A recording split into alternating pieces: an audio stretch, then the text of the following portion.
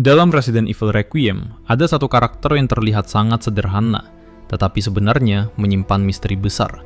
Seorang gadis kecil bernama Emily. Emily pertama kali ditemukan oleh Grace Ashcroft di sebuah fasilitas penelitian. Ia terlihat lemah, buta, dan tampak seperti korban dari eksperimen kejam. Namun semakin jauh cerita berkembang, semakin jelas bahwa Emily bukan sekedar korban biasa. Emily adalah bagian dari sesuatu yang jauh lebih besar. Sebuah proyek eksperimen yang dimulai puluhan tahun lalu. Eksperimen yang melibatkan kloning manusia, virus mematikan, dan obsesi seorang pria yang ingin mengubah masa depan umat manusia. Untuk memahami siapa sebenarnya Emily, kita harus kembali jauh ke masa lalu. Kembali ke awal semua tragedi dalam dunia Resident Evil.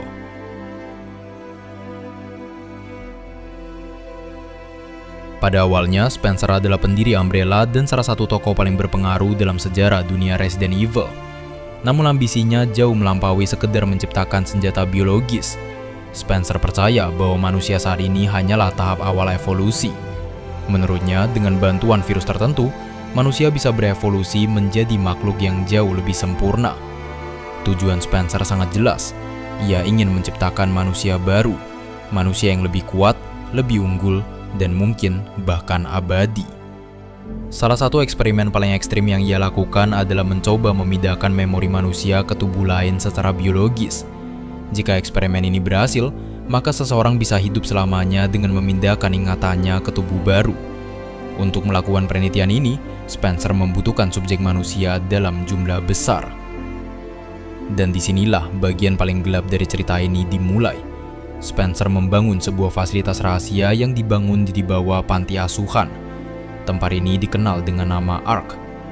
Di luar, ARK terlihat seperti tempat perlindungan bagi anak-anak yatim, namun kenyataannya sangat berbeda.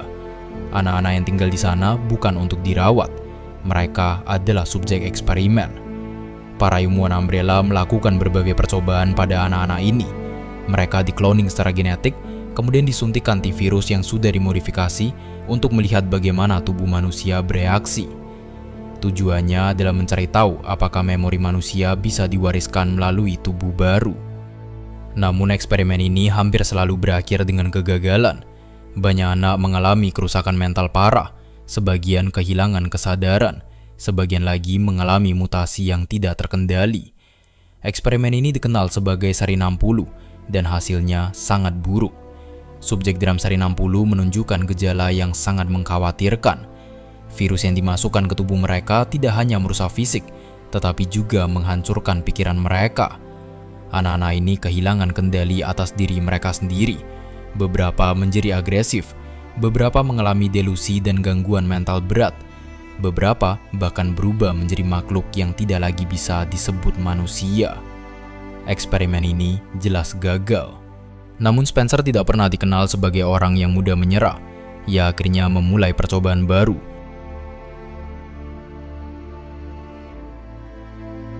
Pada eksperimen berikutnya yang dikenal sebagai seri 70, para ilmuwan akhirnya menemukan sesuatu yang berbeda. Seorang gadis bernama Chloe. Chloe menunjukkan tingkat stabilitas yang jauh lebih baik dibanding subjek sebelumnya. Tubuhnya mampu menahan virus tanpa langsung mengalami kerusakan mental yang parah. Ini membuat para ilmuwan percaya bahwa mereka akhirnya menunjukkan perkembangan terhadap penelitian mereka. Namun sesuatu yang tidak terduga terjadi. Pada Februari 1990, Chloe terbangun di laboratorium dalam kondisi yang kacau. Banyak subjek eksperimen yang kehilangan kendali dan mulai menyerang siapapun di sekitar mereka, termasuk para peneliti yang ada di sana.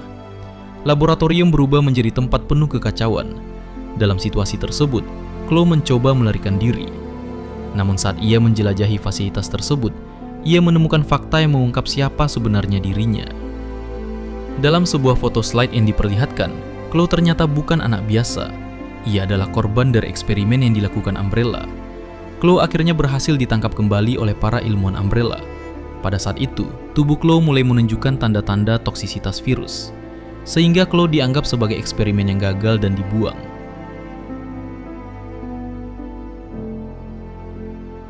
Meskipun banyak eksperimen Spencer gagal, satu hal penting lahir dari penelitian tersebut, sebuah senyawa antivirus bernama LPS. LPS sebenarnya bukan virus, ia adalah senyawa yang dirancang untuk menetralkan efek mutasi dari virus yang digunakan dalam eksperimen Umbrella.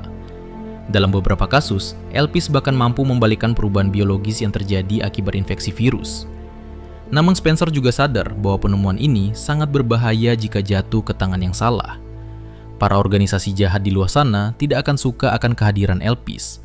Oleh karena itu, ia melakukan sesuatu yang cukup licik. Spencer menyebarkan rumor bahwa Elpis bukan antivirus, melainkan virus kendali pikiran yang mematikan. Rumor ini sengaja dibuat untuk menyesatkan siapapun yang mencoba meniru penelitiannya. Selama Spencer masih hidup, rahasia ini tetap tersembunyi. Namun setelah kematiannya, keadaan berubah. Banyak penelitian rahasia mereka tersebar ke berbagai pihak. Salah satu organisasi yang tertarik dengan penelitian Spencer adalah kelompok bernama The Connection. Organisasi ini percaya pada rumor yang menyebutkan bahwa Elpis adalah virus pengendali pikiran yang sangat kuat. Mereka yakin bahwa jika berhasil menciptakan ulang senyawa tersebut, mereka akan memiliki senjata biologis yang luar biasa.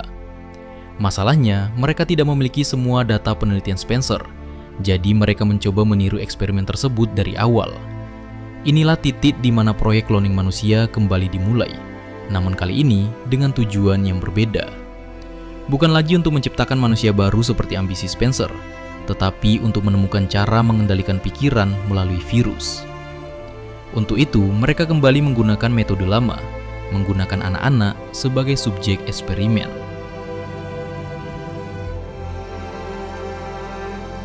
Dari eksperimen inilah dua subjek baru diciptakan, yaitu Emily dan Mary.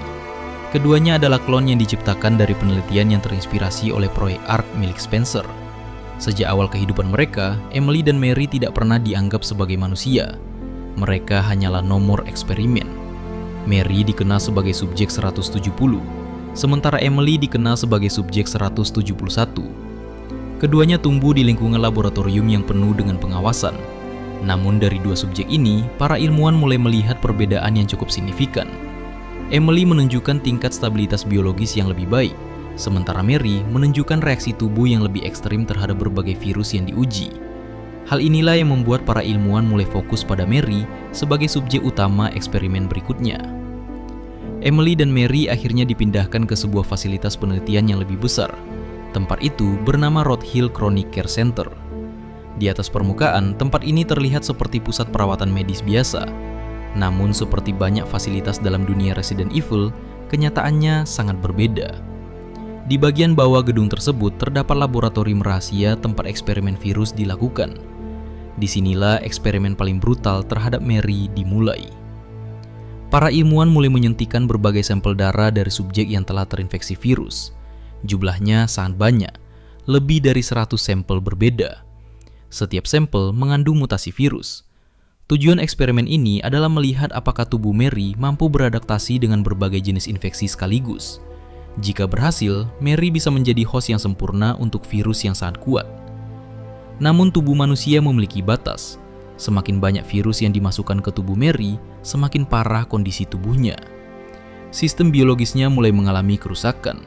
Organ-organ dalam tubuhnya tidak mampu menahan tingkat toksisitas virus yang sangat tinggi. Mary kemudian dinyatakan sebagai subjek yang tidak stabil. Sama seperti eksperimen sebelumnya, Mary akan dimusnahkan. Namun sebelum proses itu dilakukan, Mary berhasil melarikan diri. Ia turun ke bagian paling bawah fasilitas Rose Hill, ke ruang bawah tanah yang gelap dan hampir tidak pernah digunakan. Di tempat inilah tubuh Mary akhirnya benar-benar menyerah pada virus. Namun alih-alih mati, sesuatu yang lain terjadi. Virus dalam tubuhnya mengambil alih sepenuhnya. Dan dari sanalah sebuah monster yang disebut The Girl lahir. Lahirnya monster dari ruang bawah tanah. Ketika Mary melarikan diri ke ruang bawah tanah fasilitas Rose Hill, para ilmuwan mengira ia tidak akan bertahan lama. Tubuhnya sudah terlalu rusak oleh eksperimen virus yang mereka lakukan. Namun yang terjadi justru sebaliknya. Virus di dalam tubuh Mary tidak membunuhnya. Virus tersebut mengambil alih seluruh sistem biologisnya. Tubuh Mary mengalami mutasi ekstrim. Sel-selnya berubah dengan cepat. Jaringan tubuhnya beregenerasi secara tidak normal. Dan struktur biologinya menjadi jauh lebih kuat dibanding manusia biasa. Namun mutasi ini juga menciptakan kelemahan besar. Tubuh Mary menjadi sangat sensitif terhadap cahaya. Di dalam ruang bawah tanah yang gelap, ia bisa bertahan hidup. Tetapi paparan cahaya yang kuat dapat merusak jaringan tubuhnya dengan cepat. Sejak saat itu, Mary tidak lagi hidup sebagai manusia. ia berubah menjadi makhluk yang terus bersembunyi di kegelapan fasilitas Rothhill. Bertahun-tahun setelah eksperimen itu, fasilitas Rothhill masih beroperasi secara rahasia. Banyak data penelitian lama Umbrella masih tersimpan di tempat itu. Namun pada Oktober 2026, seorang ilmuwan bernama Victor Gideon melakukan sabotase di fasilitas tersebut. Tindakannya menyebabkan sistem keamanan runtuh, dan berbagai sampel virus yang tersimpan di laboratorium mulai menyebar. Dalam waktu singkat, fasilitas Rothhill berubah menjadi tempat wabah biologis. Banyak staf dan peneliti terinfeksi, dan dalam kekacauan itu, Mary akhirnya muncul kembali dari ruang bawah tanah. Makhluk yang dulu adalah seorang gadis, kini menjadi predator yang menguasai seluruh fasilitas. Siapapun yang ia temui akan diburu. Ketika Emily akhirnya bertemu kembali dengan Mary, sesuatu yang tidak biasa terjadi. Mary tidak menyerangnya. Padahal pada saat itu, Mary sudah menyerang hampir semua orang di fasilitas tersebut. Hal ini menunjukkan bahwa meskipun tubuh Mary telah berubah menjadi monster, sebagian kecil dari ingatan manusianya masih bertahan. Ia masih mengenali Emily. Emily bukan sekedar subjek eksperimen lain. Bagi Mary, ia adalah satu-satunya teman yang pernah ia miliki. Alih-alih menyerang, Mary justru membawa Emily ke ruang bawah tanah fasilitas tersebut. Di tempat itu, terdapat sebuah ruangan aneh yang dipenuhi boneka. Ruangan itu terlihat seperti sisa kenangan masa kecil yang tidak pernah benar-benar dimiliki Mary. Seolah-olah di tengah semua mutasi dan kekerasan, bagian kecil dari dirinya masih mencoba mempertahankan sesuatu yang manusiawi. Situasi di fasilitas Rothhill akhirnya menarik perhatian pihak luar. Salah satu orang yang datang untuk menyelidiki insiden ini adalah Leon S. Kennedy. Leon menghadapi Mary secara langsung. Dalam pertemuan pertama mereka, Leon bahkan sempat menembak makhluk tersebut. Namun Mary tidak mati. Kemampuan regenerasi tubuhnya terlalu kuat. Namun pada saat pertemuan kembali Mary dengan Grace, sistem listrik fasilitas akhirnya kembali aktif. Lampu dengan intensitas tinggi menyala di seluruh ruangan. Bagi manusia biasa, cahaya itu tidak berarti apa-apa. Namun bagi Mary, cahaya adalah kelemahan fatal. Tubuhnya yang sudah berubah mulai bereaksi.